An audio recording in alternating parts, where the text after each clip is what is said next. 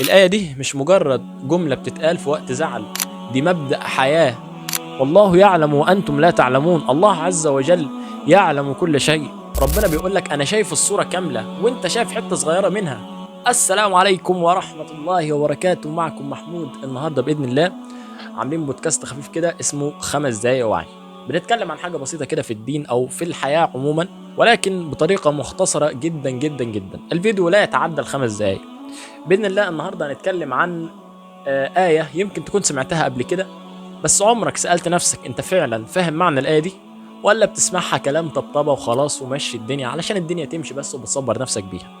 الآية من سورة البقرة، ربنا بيقول: أعوذ بالله من الشيطان الرجيم: وعسى أن تكرهوا شيئا وهو خير لكم، وعسى أن تحبوا شيئا وهو شر لكم، والله يعلم وأنتم لا تعلمون.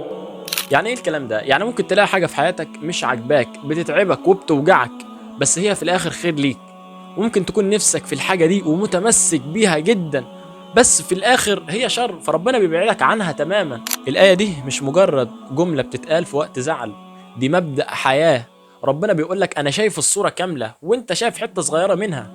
اوقات تفشل في شغل، تزعل، تخسر حد، تتكسر، يتأخر عليك حلم، تتعب، بس بعدين بعد شهور او سنين تكتشف ان الحاجة دي كانت خير ليك. في الاخر هتكتشف ان الحاجة اللي كانت مضايقاك دي هي السبب انك وصلت لحاجة احسن. ولو رجع بيك الزمان كنت هتمشي في نفس الطريق اللي اختاره لك ربنا. المعنى الاعمق كمان ان ربنا مش بيطلب منك تبقى عارف كل حاجة بتحصل، هو بيطلب منك بس انك تثق فيه. والله يعلم وانتم لا تعلمون. يعني مش لازم تفهم الحاجة دي حصلت ليه دلوقتي، بس لازم اصدق ان كل تأخير وكل منع وكل تغيير وراه حكمة. والله يعلم وانتم لا تعلمون. الله عز وجل يعلم كل شيء. والله يعلم وأنتم لا تعلمون. فلو في حاجة في حياتك مش ماشية زي ما انت عايز، افتكر الآية دي ورددها بينك وبين نفسك: وعسى أن تكرهوا شيئا وهو خير لكم. وبس، وصلنا لنهاية حلقتنا اليوم. أنا محمود ودي كانت 5 دقايق وعي. لو حسيت إن الحلقة عجبتك أو في حد محتاج يسمع الآية دي ويفهم معناها كويس، شارك معاه الفيديو، يمكن الآية تريح قلبه. وبس، بإذن الله أشوفك الحلقة الجاية. ما تنساش تعمل لايك وفولو، والسلام عليكم.